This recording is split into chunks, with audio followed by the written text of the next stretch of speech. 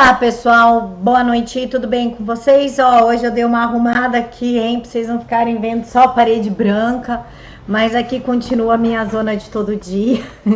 Eu só consigo trabalhar se minhas coisas estiverem organizadas do meu jeito. Isso não é lá bem uma organização, mas tudo bem, funciona do jeito que tá funcionando. Sobre a entrevista com o soldado da Segunda Guerra Mundial. Ele é um idoso de 97 anos e eu achei que a edição poderia ser mais rápida, mas não, então eu vou fazer amanhã e posto para vocês. Muito interessante, ele explicou como é que foi na Itália, cidades que ele passou, o contato com os nazistas, foi muito legal, tem muita informação, muita, por isso que eu quero editar com cuidado. Mas vamos aos fatos do dia. Hoje começou a reforma da Previdência, na qual Jair Bolsonaro propôs 62 anos para homens e 57 para mulheres. Está em discussão, em vez da mídia focar nisso. A capa, se não me engano, da Isto É, foi um post da Kelly Key de biquíni no Instagram. E a história da Damares falar que meninas usam rosa e meninos usam azul.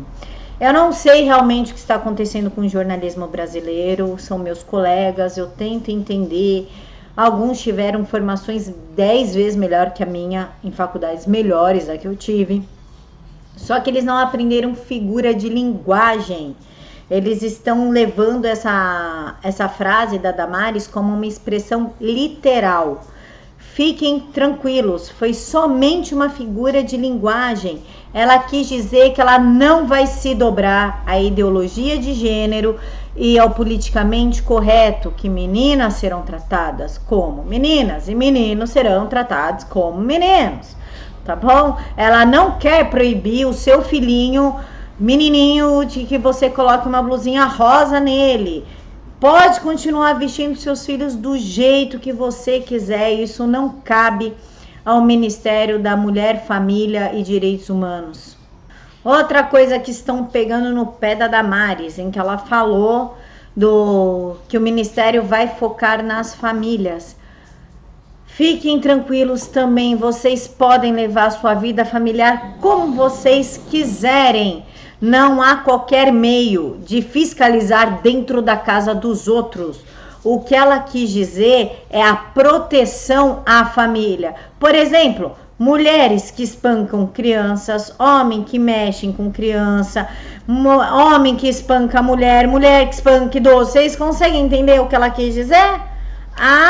Não que ela vai se meter na sua vida familiar, porque isso não tem nem como fiscalizar. A gente é um governo, tá? Não é um Big Brother que vai enfiar a câmera na casa de todo mundo e ter pessoas monitorando. Fiquem tranquilos, parem de fazer tempestade em copo d'água, porque esse sensacionalismo em cima de tudo que o governo fala ou faz, tá ficando ridículo, tá ficando banal.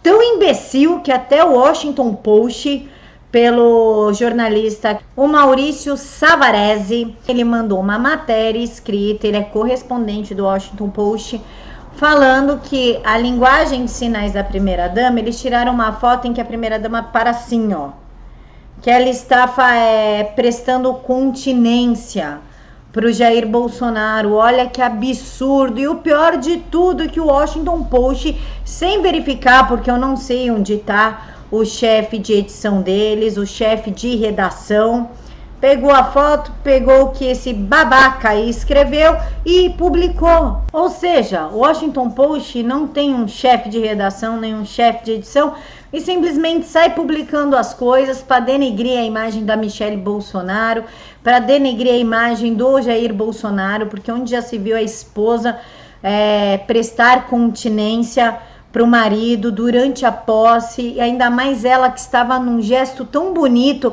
que nunca ninguém se preocupou, que é fazer um discurso em Libras, com a linguagem do surdo-mudo, para vir um babaca de um jornalista medíocre soltar uma fake news dessa e o Washington Post publicar sem conferir se era ou não verdade. Esse é o nível de jornalismo que vem sendo cultuado, vem sendo difundido, né? Outra coisa que virou preocupação de alguns canais da Resistência. Pra falar nisso, a Resistência, às vezes eles vêm chorar aqui no vídeo, que eu postei do vídeo do Paulo Giraldelli falando do Henri Bugalho. E tem cada choro da resistência lá que eu me divirto, mas tudo bem, continua. Um desses canais da resistência falou da história do Bolsonaro lavar roupa no tanque ao invés da máquina de lavar do lado dele. Sim, isso virou pauta de vídeo. Então deixa a Titi aqui explicar uma coisa para vocês. Eu sou mãe, eu lavo roupa, né? Desde que eu parei de morar com a minha mãe, eu passei a lavar as minhas próprias roupas. Isso já tem uns bons quase 15 anos. E eu vou explicar aqui para vocês uma coisa. Existe roupa que não se lava em máquina de lavar, tá? Se lava à mão. Porque ela estraga o tecido, porque pode manchar. Ou se é a primeira vez que você vai lá, comprou roupa, usou novinha a roupa. Se você colocar na máquina de lavar com outras roupas, é provável que ela solte tinta e manche as outras roupas.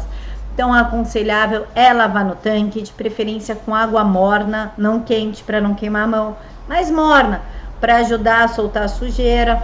Passar ali, dar aquela esfregadinha no tanque, naquela pedra pomes e botar para secar ou botar de molho no amaciante, caso na etiqueta esteja falando que você pode usar amaciante, ou aí sim botar no tanquinho, na máquina de lavar, só para fazer aquele enxágue básico com a peça sozinha, sem centrifugar. É por isso que provavelmente ele estava lavando a roupa dele no tanque. É meio bizarro isso virar pauta de vídeos, mas tudo bem, deixa pra lá, segue o jogo. PSL vai apoiar Rodrigo Maia para a presidência da Câmara. Se eu gostei dessa história, não gostei. Se eu concordo, muito menos. Eu acho que o PSL tem muito a explicar sobre isso. Uma outra pessoa que vai concorrer é o Marcelo Freixo do PSOL, que eu acho que piorou ainda mais.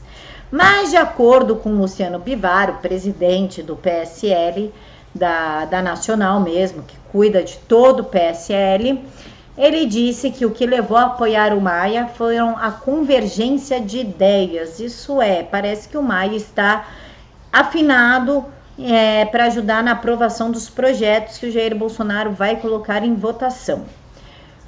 Rodrigo Maia é corrupto, envolvido com lavagem de dinheiro, com favorecimento, inclusive para ajudar a OAS. Ele adulterou todas as 10 medidas contra a corrupção junto com os deputados na calada da noite e virou as 10 medidas a favor da corrupção. E como disse Joyce Hasselmann em 2016, o Maia é pior do que o PT.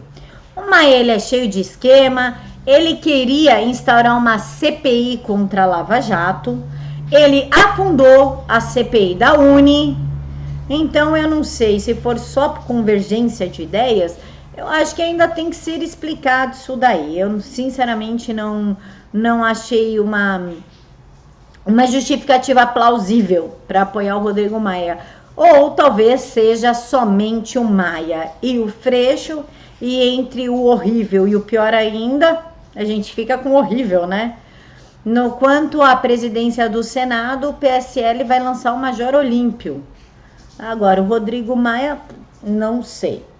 Inclusive, o Bivar disse o seguinte, o Luciano Bivar: não estamos com o Rodrigo Maia por estar. Foi a convergência das ideias dele. Aí ele complementa: temos um sentimento de coesão, de uma agremiação que tem uma ideia só. Eu acho que a gente, dando essa sustentação ao governo federal, vamos viabilizar as reformas que o país exige.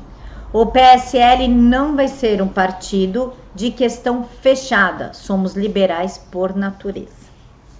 Então vamos esperar aí as cenas dos próximos capítulos para saber o porquê realmente o PSL vai apoiar o Rodrigo Maia. Agora vamos falar de Sérgio Moro no Ministério da Justiça, que já está esquentando a cabeça de muita gente que não estava agindo certo nos últimos tempos.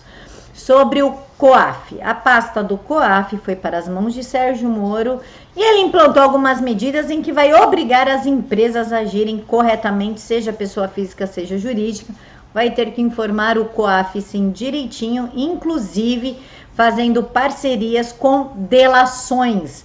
Isso é, se você sabe que o seu coleguinha está errado, você vai lá e deleta ele. Os advogados esperam nos próximos meses uma enxurrada de fiscalizações e autuações. Segundo um advogado consultado pela matéria do Estadão, as empresas agora terão que fazer um monitoramento de operações suspeitas e informar as autoridades. Se não fizerem, seus administradores responderão até criminalmente como garantidores, como aconteceu com os gestores do Banco Rural no caso do Mensalão, comparou o advogado. Será um choque cultural muito grande, ou seja, vão ter que parar de roubar, gente. Vão ter que parar de roubar, não vai ter como, não vai mais ter como beneficiar político, porque agora o negócio tá em cima.